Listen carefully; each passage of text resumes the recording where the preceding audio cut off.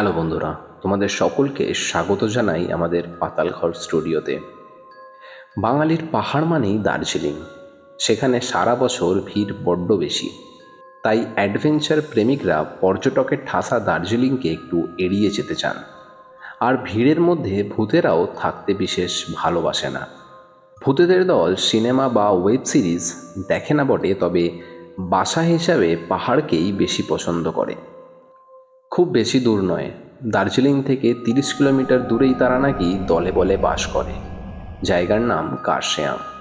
ভূত এবং পাহাড় একসঙ্গে দর্শন করতে চাইলে ঘুরে আসুন কার্শিয়াং থেকে। কার্শিয়াংয়ের স্থানীয় নাম খারসাং। লেপচা ভাষায় এই কথার অর্থ হলো সাদা অর্কিডের দেশ। অভিজ্ঞ পর্যটকদের দাবি, কার্শিয়াং নাকি ভারতের সবচেয়ে ভৌতিক শৈল শহর। শহরে পা রাখার সাথে সাথেই নাকি গা ছমছমিয়ে ওঠে। কার্শিয়াংয়ের ডাউহিলকে বলা হয় দেশের সবচেয়ে ভুতুড়ে একটি হিল স্টেশন।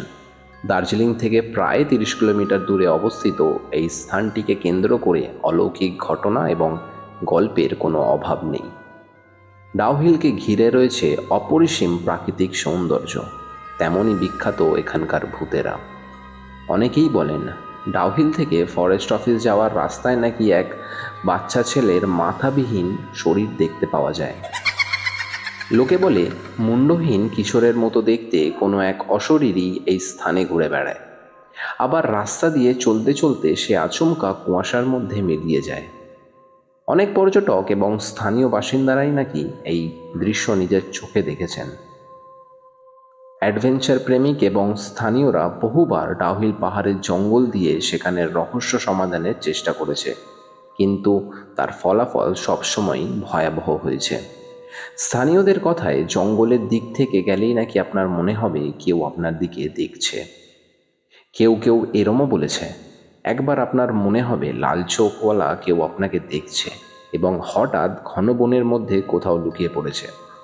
শুধু তাই নয়, এক নারীর বিদেহী আত্মাকেও নাকি বনে ঘুরে বেড়াতে দেখা যায়। ডাউহিলে রয়েছে একটি শতাব্দীর প্রাচীন স্কুল। পাহাড়ের অন্যান্য জায়গার মতো এই ভিক্টোরিয়া বয়েজ হাই স্কুলটিও নাকি ভূতের আস্তানা। কার্শিয়াং ভিক্টোরিয়ার বয়েজ হাই স্কুল এবং ডাউহিল গার্লস হাই স্কুলে রাতের বেলায় নাকি অশরীরীদের পায়ের শব্দ শোনা যায় অতীতে এখানে বেশ কয়েকটি রহস্যজনক মৃত্যুও হয়েছে। শীতের সময় রাতের দিকে স্কুলের প্রাঙ্গণে নাকি শিশুদের দৌড়াদৌড়ির শব্দ শুনতে পায় স্থানীয়রা, অথচ শীতকালে এই স্কুল 4 মাস বন্ধ থাকে। তাহলে সেই পায়ের শব্দগুলো কাদের? অনেকেই এইসব ভূত প্রেতের বিষয়ে বিশ্বাস করে না। অবশ্য এইসব জিনিসে বিশ্বাস করাটা আপনাদের ব্যক্তিগত ব্যাপার। তবে পৃথিবীতে যেরকম পজিটিভ এনার্জি রয়েছে, সেরকমও নেগেটিভ এনার্জিও রয়েছে।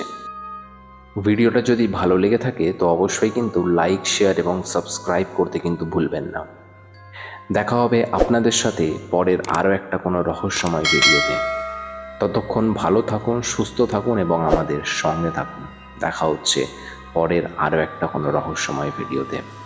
ধন্যবাদ।